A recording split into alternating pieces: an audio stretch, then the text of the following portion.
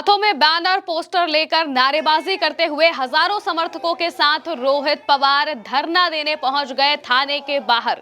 दोस्तों, महाराष्ट्र की राजनीति में भयंकर उथल-पुथल मची हुई है। अजित पवार की मौत के मामले में जब से नया मोड़ आया है, रोहित पवार ने जब से कहा है कि उनकी हत्या की गई थी, ये कोई आम दुर्घटना नहीं थी, उनकी हत्या की साजिश की गई थी, जब से उन्होंने इस बात का खुलासा किया है, तब से लगातार मामला बिगड़ता ही जा रहा है। और अब रोहित पवार धरने पर बैठ गए हैं, थाने के बाहर धरने पर बैठ गए हैं, क्योंकि एफआईआर नहीं लिखी जा रही थी। रोहित पवार ने साफ कहा था कि इस कंपनी के जो मालिक है, जिस कंपनी के प्लेन में अजित पवार सवार थे, वीएसआर वेंचर्स, इस कंपनी के मालिकों के खिलाफ एफआईआर होनी चाहिए। इस वजह से वो धरने पर बैठ जा रहे हैं, क्योंकि पुलिस ने एफआईआर करने से मना कर दिया। पुलिस ने कहा कि वो एफआईआर नहीं लिखेगी। इस वजह से बारामती के थाने पर वो पहुंचते हैं। वहां पर पहले से ही समर्थक भारी संख्या में मौजूद होते हैं, नारे लगाते हुए समर्थक भी पहुंच जाते हैं। उनके हाथों में आप देख सकते हैं बैनर है, पोस्टर है, तख्तियां हैं और लगातार नारेबाजी की जा रही है। अजित दादा अमर रहे के नारे लगाए जा रहे हैं, सरकार के खिलाफ नारे लगाए जा रहे हैं और इसके साथ साथ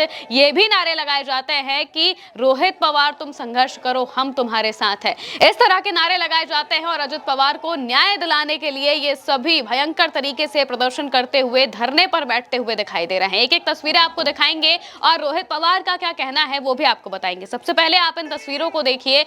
थाने की तरफ कूच करते हुए हजारों की संख्या में जो समर्थक है वो दिखाई देते हैं, हाथों में बैनर पोस्टर लिए। इनमें महिलाएं भी हैं, इनमें पुरुष भी हैं और इनमें जो यंगस्टर्स हैं वो भी दिखाई दे रहे हैं, जो कि अजित पवार से काफी ज्यादा लगाव रखते थे। वो सभी भारी संख्या में थाने पर पहुंच जाते हैं। इस बीच फिर रोहित पवार आते हैं। रोहित पवार भी जब पहुंचते हैं तो लगातार नारेबाजियां होने लगती हैं। दोस्तों, थाने के अंदर का माहौल कुछ ऐसा होता है कि पुलिस को बैरिकेडिंग करनी पड़ जाती है, भीड़ को कंट्रोल करने के लिए, उनको नियंत्रण में रखने के लिए बैरिकेडिंग की जाती है। लेकिन फिर भी थाने के अंदर भयंकर संख्या में जो समर्थक है वो मौजूद होते हैं।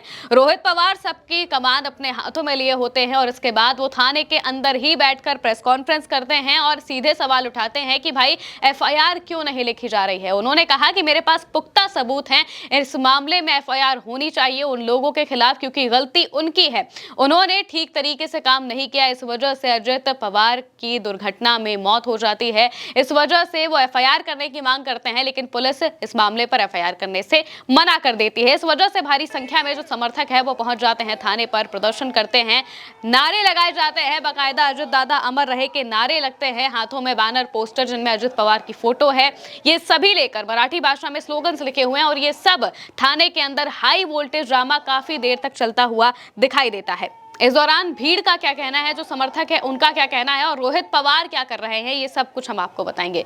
दरअसल रोहित पवार युगेंद्र पवार के साथ पहुंच जाते हैं थाने पर, प्रदर्शन करते हैं, वहां पर प्रेस कॉन्फ्रेंस करते हैं। रोहित पवार का और प्रदर्शनकारियों का आरोप है कि इस हादसे के पीछे एक बड़ी साजिश है, जिसे दबाने के लिए सरकारी तंत्र और विमानन नियामक यानी कि डीजीसीए मिलकर काम कर रहा है। सरकारी तंत्र और डीजीसीए मिलकर काम कर रहा है।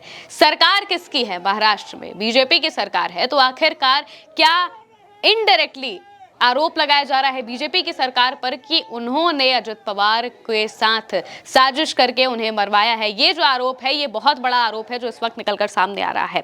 इसके अलावा डीजीसीए और सरकारी तंत्र पर सीधे तौर पर ये आरोप लग रहे हैं कि ये जो पूरा हादसा हुआ है इसके पीछे बड़ी साजिश थी। थाने के बाहर घंटों तक हाई वोल्टेज ड्रामा चलता है। बारामती पुलिस स्टेशन के बाहर समर्थकों की भारी भीड़ पहुंच जाती है, जो कि सरकार के खिलाफ जमकर नारेबाजी करती है। समर्थकों की जिद थी कि जब तक पुलिस इस मामले में आधिकारिक तौर पर वीएसआर वेंचर्स और संबंधित अधिकारियों के खिलाफ एफआईआर दर्ज नहीं करती, वो वहां से नहीं हटेंगे।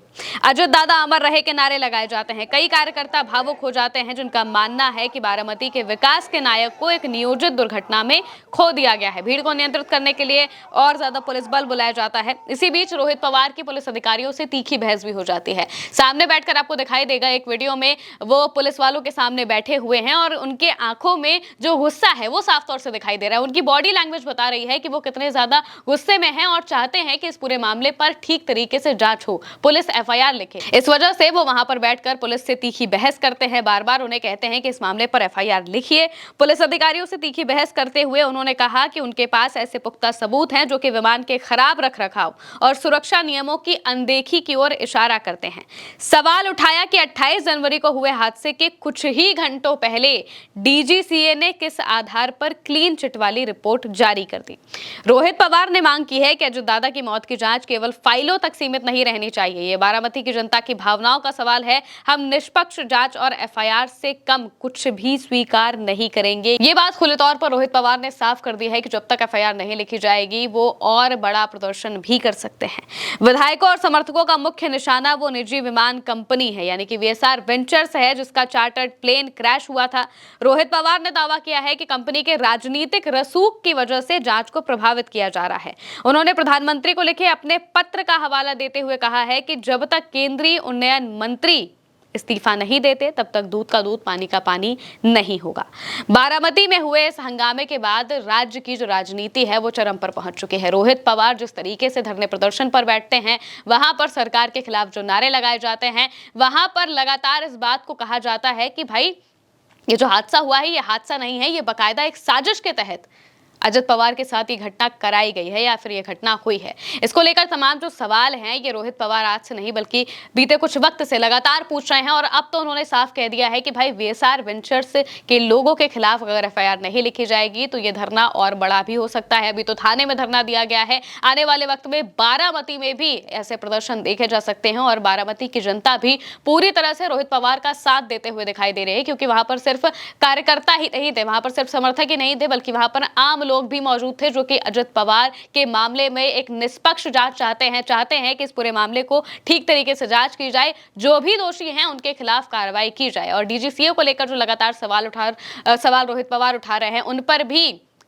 बाकायदा एक जांच होनी चाहिए और जवाब मिलना चाहिए, संतोषजनक जवाब मिलना चाहिए। और जब तक जवाब नहीं मिलेगा आने वाले वक्त में यही देखने को लग रहा है कि रोहित पवार और भी बड़े तरीके से अपनी बात मनवाने के लिए कुछ चीजें कर सकते हैं। देखना होगा कि इस पूरे मामले पर होता क्या है। फिलहाल के लिए मेरे साथ इस खबर में इतना ही। आप देखते रहिए उल्टा चश्मा यूसी।